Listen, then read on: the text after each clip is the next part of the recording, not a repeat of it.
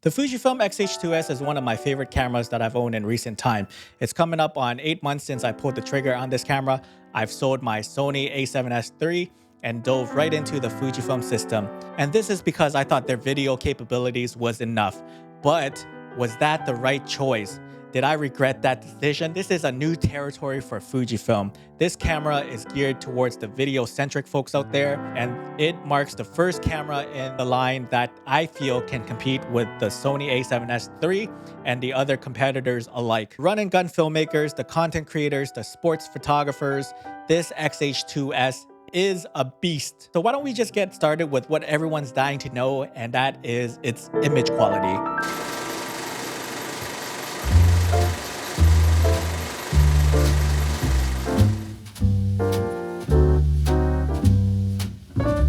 I hope all of you know by now that Fujifilm produces beautiful image quality, whether it's photos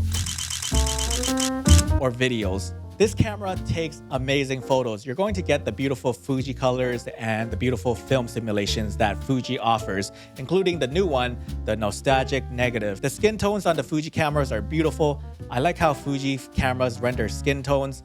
The 26 megapixel is more than enough for me. In today's race for the megapixel wars, we are seeing camera companies out there outdoing each other to get the highest megapixels. And because of it, you're actually going to spend more money on storage, such as memory cards and hard drives and solid state drives. High megapixel does have its place, but I'm so glad that the XH2s is only 26 megapixel. And if you're a photographer that wants to upgrade solely for photo quality, I do not recommend it, because you won't be able to tell the difference from a shot taken with the XH2s and something like the XT2, the XT3, the X Pro 3, and so on. They look almost identical. But there are other things that this camera has improved on, such as autofocus. So if you require the reliable autofocusing, then yes, upgrade to this camera, but more on that later. I love using the 6.2K open gate. It is a 3:2 aspect ratio, as it allows me to crop into 16:9, or even do a vertical crop for my short form content. I film everything in f-log2, but since f-log2's native ISO is at 1250, you are going to need some VND filters for this camera. I have to use the 5 to 9 stops ND filter whenever I'm filming outside, just to keep this at a 180-degree shutter angle. Like I said, the video quality on the XH2s is absolutely stunning in my opinion, and I much prefer the footage on this camera than my Sony A7S III. Whereas the Sony A7S III has that clean digital look on their videos, which isn't a bad thing. It's not what I like. The Fujifilm XH2s produces this film-like quality that has like this sort of softness and texture that I like in my videos. It's really hard to describe. I just know that whenever I open up my footage, I'm just so amazed and like just wowed by the footages. The YouTube's compression does ruin the quality just a bit, so keep that in mind when you're watching this video and thinking, what the hell is this random Asian guy talking about in his videos? His videos look like shite. Well, sir, it is shite, but it's also the YouTube's compression's fault. It makes it not look good, but I digress. The Fujifilm XH2 has as many codecs and bit rates to choose from, and I find that it's a bit much. But hey, some of you guys may dig this. This camera also records in ProRes, ProRes RAW, and B-RAW with an external recorder. Again, this camera has many flavors to choose from, making this a capable video camera for anyone that is thinking of picking this camera up. The 4K 60 is beautiful, and once you slow it down to a 24p timeline, it just looks so good in my opinion. Whenever you guys see me film my little photo adventures around Portugal, it's being filmed on the XH2s for the most part. Just be careful about the noise that you get when you shoot with f-log2. Since its native ISO is at 1250, it's definitely a noisy footage. However, this is totally fixable in DaVinci Resolve with its denoiser, and I believe it's one of the better denoiser out there. And once you clean it up, you're left with a clean image while still preserving detail. And if I'm lazy, then I'll leave the noise in, because I find the noise to look a bit filmic and it adds a bit of texture to my footage, and I'm okay with that. Wish I could say that I used a 4K 20 feature often, but I don't. But when I do use it, I like it. The quality of the 4K 120 dips just a smidge.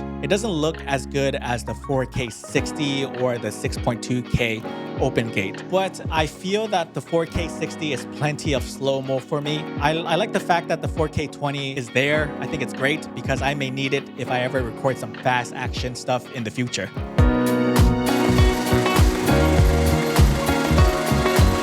I mentioned in my first XH2s review that I feel that the autofocusing wasn't up to the levels of the Sony because it kept having those micro pulses and jitters in the background, and that was very annoying and distracting to see in my footage. But with the new Fujifilm's firmware update 3.0 for the XH2s, I feel that it has become a complete camera. But don't stop on firmware 3.0 Fujifilm. I would like you to continue on improving this camera. With the firmware 3.0, it's more accurate than ever for photos. I feel it's stickier and it's more confident. And ever since the firmware 3.0, I don't have a single issue with my video having those micro jitters and pulsing in the background. I've been using the XH2s more for my content creation needs lately. I've been using the Viltrox 13mm f1.4 for my YouTube videos and my 18 to 120mm f4 power zoom lens for whenever I'm traveling or whenever I'm outside. And I haven't noticed any of the pulsing that plagued this camera in the early months. And to me, that's a good sign. When something or someone does their job right, you're not supposed to notice them at all. But overall, the autofocus has improved since its first launch, and I'm extremely happy. Good job, Fuji. I'm giving you guys a pat on the back and a firm handshake, but don't get complacent now because you need to constantly improve. And if you don't, I'm switching to Sony. I'll do it. I'll do it.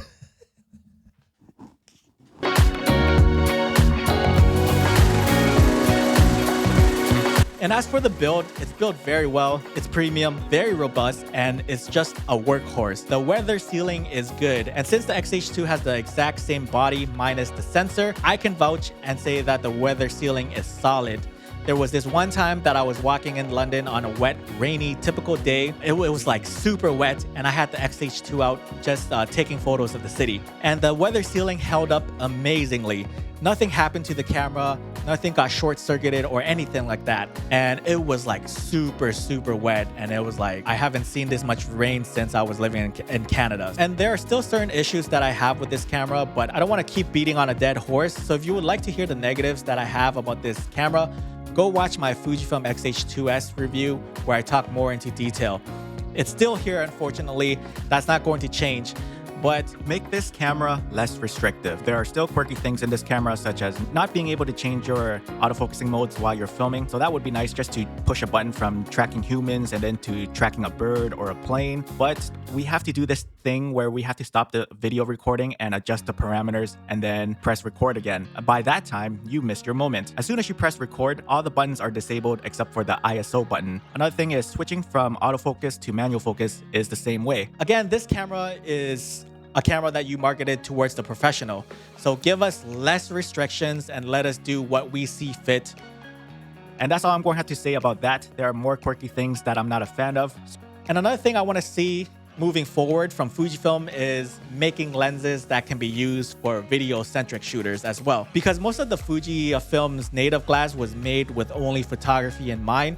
So the autofocusing could look jarring when using it to film. And I also want that feature that they put in the X-T5 where when you press record, there's a red box that outlines the back LCD screen. I think that's a great feature to have, and it's a great indicator, and it makes it more foolproof to let the people know that you are indeed recording. That little red dot blinking when you press record is not enough. You know, sometimes I do overlook it. Sometimes I don't realize that it's there or it's not there. So please put in that red box. And another thing is, if possible, I want to be able to input my own LUT into the camera. This is the feature that they have in the Panasonic S5 Mark II and the new Sony ZV-E1. And I like that feature. So if in a firmware update, if it's possible, can you put that in there as well? And also fix the IBIS for video, because I still feel that it likes to fight with me whenever I'm panning. I don't know if this could be addressed in a future firmware updates, but this is still a problem for videos. But the IBIS is great for photos though.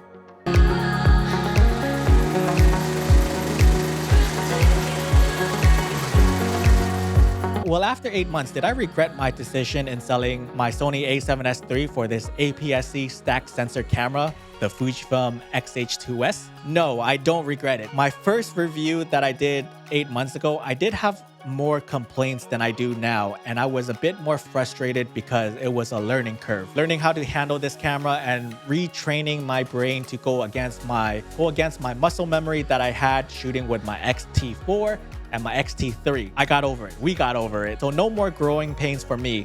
The firmware updates Fujifilm released has made the Fujifilm XH2s a respectable camera, a reliable camera, and I do like my cameras to be reliable. The autofocusing is reliable now, the weather sealing is reliable, the build quality is freaking awesome.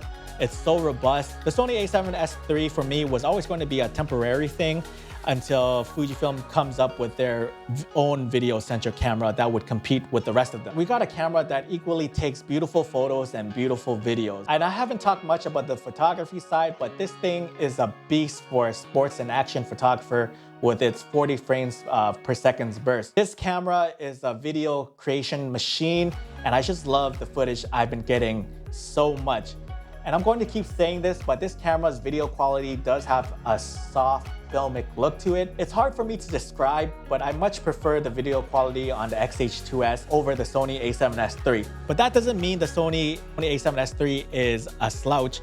It's just a preference, and I like the filmic quality that you get out of this camera. So you guys are going to have to find a way to find some video samples to see for yourself and to see what I mean, because the video footage is beautiful. Oh my goodness. So Fujifilm, please keep giving us firmware updates and continue to make this camera better. And you know what? I've been yammering quite enough, so I'm just going to throw it back to you guys. But what are your thoughts about the Fujifilm XH2s now that we have a few firmware updates that improve this camera significantly? Are you guys happy with the camera now? I'm curious to know your thoughts. And if you find this video helpful, do me a favor and subscribe to my channel, guys. I do Fujifilm and photography related content on this channel. So if that's your vibe, please subscribe. And if you're interested in this XH2s, I'll leave the links to it down in the description below.